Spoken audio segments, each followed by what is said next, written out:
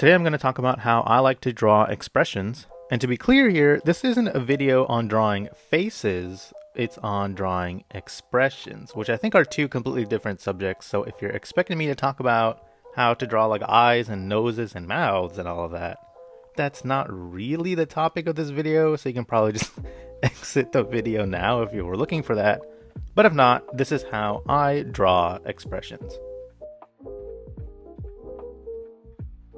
So for me, the thing about expressions is that it really doesn't take very much at all to change an expression either subtly or drastically. And so to start off, we're just going to focus on the three most basic expressions, which are happy, angry, and sad. So now the first thing that I like to do, which is probably the simplest tip of them all, to draw different expressions is to mix and match certain aspects of the face in order to create said different expressions. For example, with this angry face, we got a pretty clear expression that reads entirely as angry or maybe just mildly upset. However, if we take away the frowny mouth and put a smiley mouth, now we have a completely different expression that reads as maybe like mischievous or perhaps even confident, but that all depends on context, I guess. If we change that mouth to a straight line, that also changes the expression to now maybe like an annoyed expression. Moving that mouth lower on the face could change the expression as well, so now this almost reads as like a confused expression. Raise the mouth higher on the face, and again, this just creates a whole new face. And really, this is basically the entire gist of mixing and matching different aspects of the face to create new expressions. If we change up the smiley mouth to a frowny mouth, it changes the expression and so on and so forth. This also works in tandem with changing the position of the facial features, like raising or lowering the eyebrows, moving the mouth around on the face. All of that contributes to changing the expression and can help you find the desired expression that you're looking for.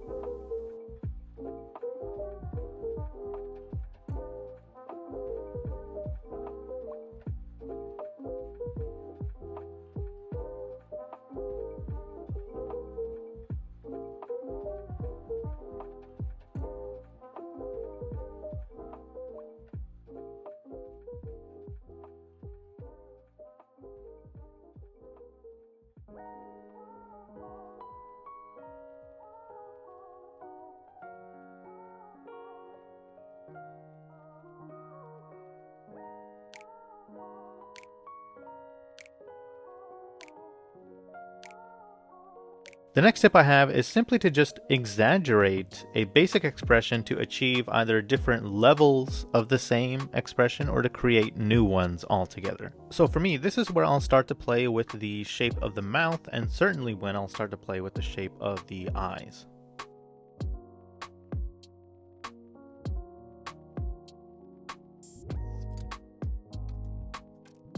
With this, the eyes can be pushed and pulled by either the mouth or by the eyebrows. So like the higher the eyebrows are on the forehead, the top of the eyes will be stretched by that, which can help to exaggerate a surprised face to either slightly more surprised or shocked, depending on how aggressively you exaggerate the expression.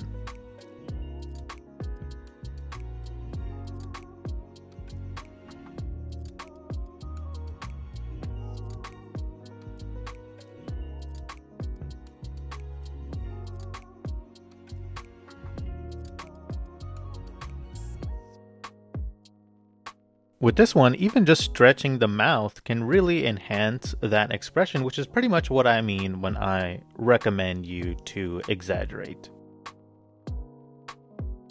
My next tip, which you've actually seen me doing already in this video, would be to use face folds and wrinkles to your advantage. Now, the folds and wrinkles that I'm referring to are the most common wrinkles on the face, like these. So for example, with this expression, if I add a fold next to the mouth and the eyebrow, it can really help to sell the idea that this character's mouth and the eyebrow are really pushing against the skin, which can also help to alter the expression even if only the tiniest bit. And even switching sides of the folds can give a different flavor to it as well.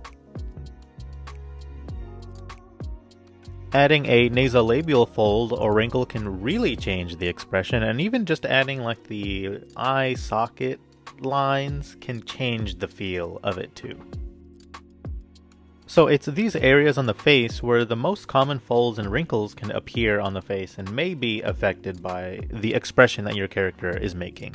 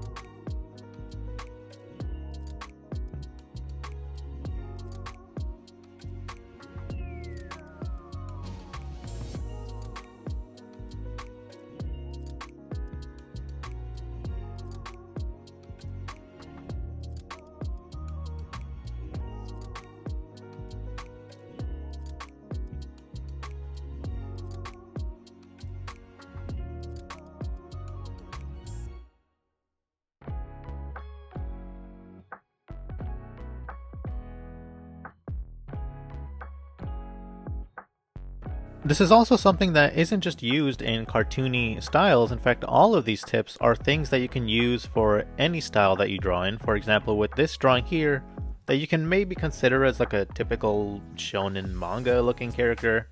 Adding those folds and wrinkles in the face in all those same spots can really enhance the expression and take it to another level.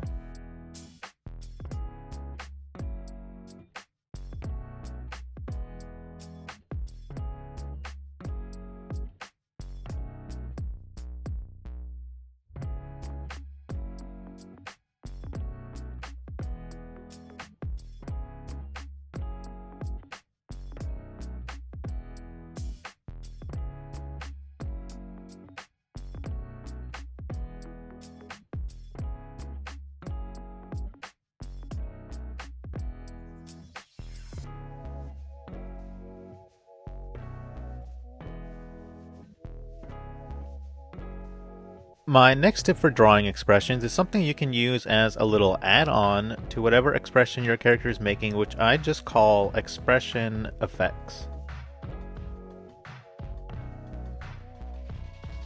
An example of an expression effect would be, for example, with this face here that can be clearly read as stressed out.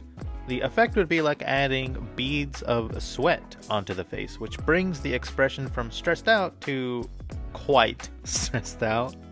Another example would be like adding a shadow between the eyes that can imply this sense of doom or something, and adding these like doom lines that you often see in animation is another example of an expression effect. With this angry expression here, you can tell this character is exceptionally angry. But by adding this effect on top of the expression, it can bring it from exceptionally angry to my head is gonna explode angry. And another example of an expression effect would be like changing the shape of the iris of the character, like with these squiggly eyes in this sad face, to really emphasize that this character's sadness is affecting them internally and changing the very makeup of their DNA. This is also something often seen in animation, and believe it or not, even adding blushies on your character is another example of an expression effect.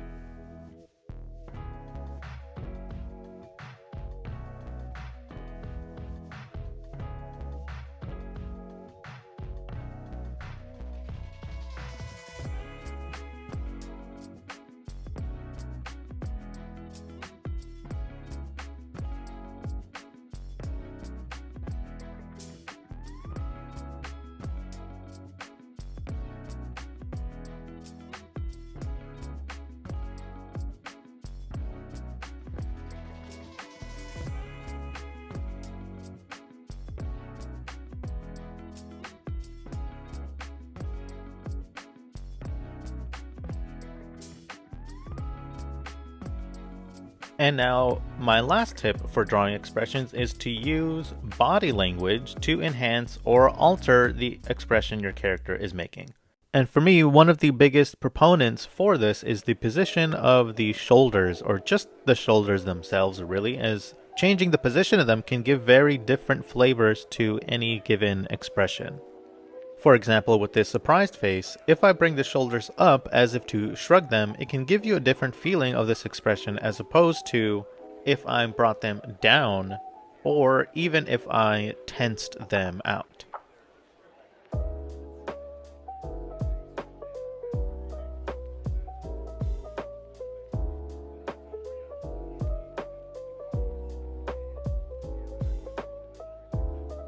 And this is pretty much the same thing with this expression here.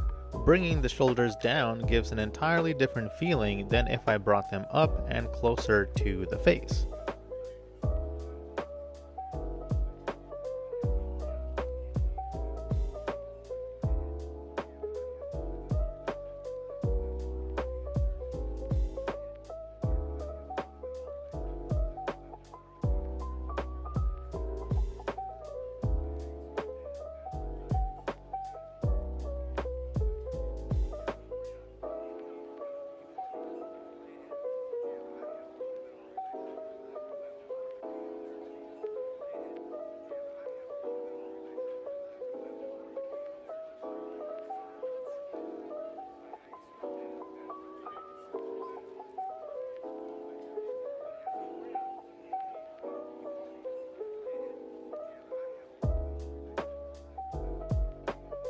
And this is especially evident with an expression like this with this character, for example. If I bring the shoulders down to a neutral level, this expression can maybe read as like mischievous or like if this character is scheming something. But if I bring the shoulders up to a slant, that expression, even though it's the same face, may read completely different now, as now it looks more like a flirty sort of expression. And if I brought the shoulder even higher, it can also alter the way that that expression reads, even though the face remains the same. So using body language can be very helpful for adding to an expression that the face alone cannot. And with that, that's going to be it for this video on drawing expressions. There are so many references that are available to you if you want to research the different kinds of expressions a face can make. Even just looking at all the emojis on your phone is one way to start. Before I get out of here, as always, I'd like to thank my patrons for having my back this year. And of course, I'd like to thank you for watching, and I'll talk to you again as soon as I can.